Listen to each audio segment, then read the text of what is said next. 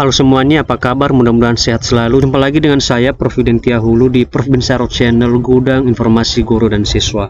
Pada kesempatan ini kita akan membahas tentang bagaimanakah cara kita mengisi kolom deskripsi diri pada saat kita melakukan pendaftaran seleksi P3K tahun 2022 ini. Ini merupakan isian yang baru yang belum pernah ada waktu 2021 kemarin, tetapi untuk tahun 2022 ini ada kolom yang harus diisi oleh pelamar, yaitu deskripsi diri. Namun sebelumnya jangan lupa like, subscribe dan nyalakan loncengnya karena itu semua adalah gratis dan gak berbayar. Langkah yang pertama sekali adalah kita akan mengunjungi laman sscsn.bkn.go.id pada Google Chrome menggunakan PC. Kemudian kita memilih sscsn.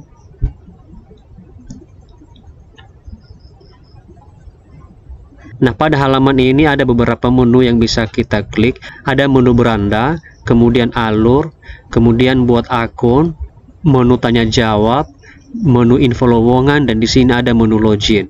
Jika misalnya Bapak Ibu butuh buku petunjuk, maka di sini juga kita bisa mengunduh. Kemudian bagi pelamar yang belum pernah membuat akun pada tahun 2021 kemarin, di sini juga ada menu untuk membuat akun. Nah, pada kesempatan ini kita hanya membahas tentang bagaimana cara kita membuat deskripsi atau mengisi kolom deskripsi pada saat kita melaksanakan pendaftaran seleksi P3K Guru tahun 2022 ini. Langkah selanjutnya adalah kita akan klik login. Kemudian nanti muncul notifikasi seperti ini, yaitu aktifkan kamera pada perangkat saat melakukan registrasi. Nanti langsung Bapak Ibu silakan klik OK. Sehingga nanti muncul halaman login. Di sini nanti Bapak Ibu harus mengisikan nomor induk kependudukan atau NIK yang sesuai dengan KTP atau yang pernah diinput pada saat kita melaksanakan pendaftaran atau pembuatan akun. Kemudian juga di sini harus diisi password. Langsung saja kita akan memasukkan NIK-nya. Setelah NIK-nya sudah terisi, maka sekarang kita akan memasukkan password. Kemudian kalau misalnya sudah diisi dan lengkap, maka silakan klik masuk. Nah, di sini Bapak Ibu tampillah halaman seperti ini. Pada halaman ini ada data Bapak Ibu sesuai dengan Dapodik. Yang pertama adalah ada NIK-nya, kemudian Anda akan mendaftar sebagai apa. Di sini sudah tertera yaitu P3K Guru. Kemudian di sini ada data Dapodiknya, yaitu status prioritas. Kebetulan yang punya akun ini adalah dia berstatus sebagai pelamar prioritas 3. Kemudian ada unit kerjanya, instansi, jabatan, kemudian ada prodi. Nah, di sini ada pendidikan. Pada kolom pendidikan ini, pilih salah satu pendidikan yang paling sesuai dengan yang Anda miliki. Jadi di sini kita harus memilih pendidikan sesuai dengan ijazah yang kita miliki. Kebetulan di sini adalah yang punya akun dia memiliki S1 pendidikan biologi. Kemudian kita pilih, lalu kita akan scroll ke bawah dan di sini ada pertanyaan, yaitu apakah Anda peserta XTHK 2. Kalau misalnya Bapak Ibu tidak termasuk sebagai peserta XTHK 2, maka pilih tidak, dan kalau misalnya sebaliknya maka pilih iya. Nah, kebetulan di sini yang punya akun adalah dia tidak termasuk sebagai peserta XTHK 2, maka saya pilih tidak.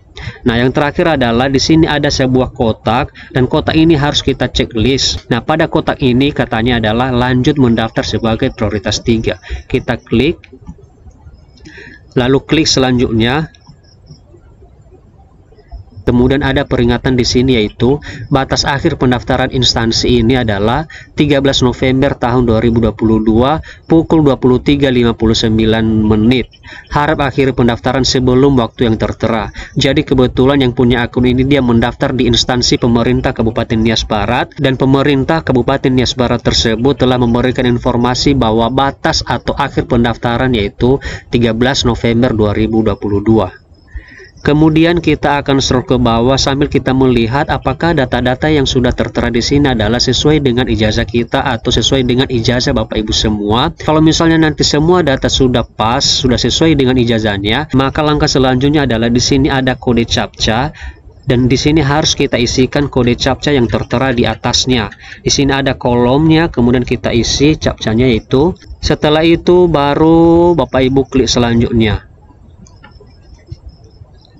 Nah, pada tahap ini Bapak Ibu, di sini ada sebuah kolom yang belum pernah ada pada tahun 2021 kemarin, di mana kolom ini adalah berisi tentang deskripsi diri.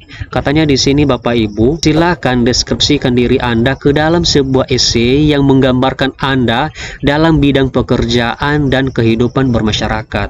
Sudah ada batasan di sini Bapak Ibu, yaitu dia maksimal 3000 karakter. Boleh kurang tetapi tidak boleh melebihi dari 3000 karakter. Nah, di sini Bapak Ibu ada dua hal penting yang harus kita isi dalam deskripsi tersebut. Hal yang pertama adalah kita harus menceritakan atau mendeskripsikan diri kita terhadap bidang pekerjaan kita sebagai seorang guru. Dan hal yang kedua adalah kita juga harus mendeskripsikan bagaimanakah gambaran diri kita terhadap kehidupan bermasyarakat. Nah, kedua hal ini sangat penting dan sangat berpengaruh Bapak Ibu. Di dalam kota ini harus kita ceritakan semua tentang bidang pekerjaan dan tentang juga bidang kehidupan kita di lingkungan masyarakat. Nah, bagaimana caranya Bapak Ibu? Mari kita mulai Bapak Ibu, apa saja hal-hal yang harus kita tuangkan di dalam kolom tersebut. Hal yang pertama sekali adalah identitas diri kita.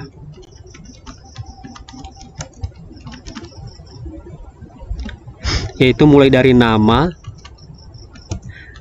kemudian tempat tanggal lahir, alamat.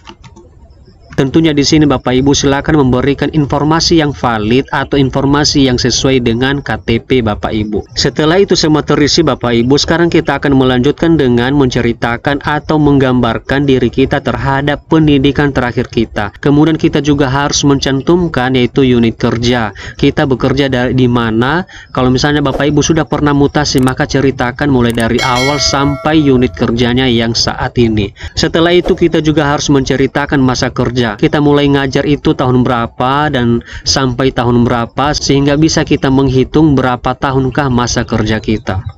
Setelah semua terisi Bapak Ibu, sekarang kita akan melanjutkan dengan prinsip dan harapan. Artinya kita menjadi sebagai seorang guru itu tentunya punya prinsip dan harapan tersendiri. Nah, di sini Bapak Ibu boleh menceritakan apakah prinsip Bapak Ibu untuk menjadi sebagai seorang guru. Kemudian ceritakan juga apa saja harapan-harapan Bapak Ibu di masa yang akan datang tentang profesi sebagai seorang guru ke depan. Kalau misalnya kita sudah mendeskripsikan diri kita dalam bidang pekerjaan, sekarang kita juga mendeskripsikan kita di bidang kehidupan bermasyarakat. Nah, di sini tentunya Bapak Ibu bertanya-tanya apa saja hal-hal penting atau poin-poin penting yang harus kita isi di dalam kolom tersebut. Yang pertama adalah pengalaman bermasyarakat. Silakan Bapak Ibu menceritakan bagaimanakah pengalaman Bapak Ibu di dalam kehidupan bermasyarakat.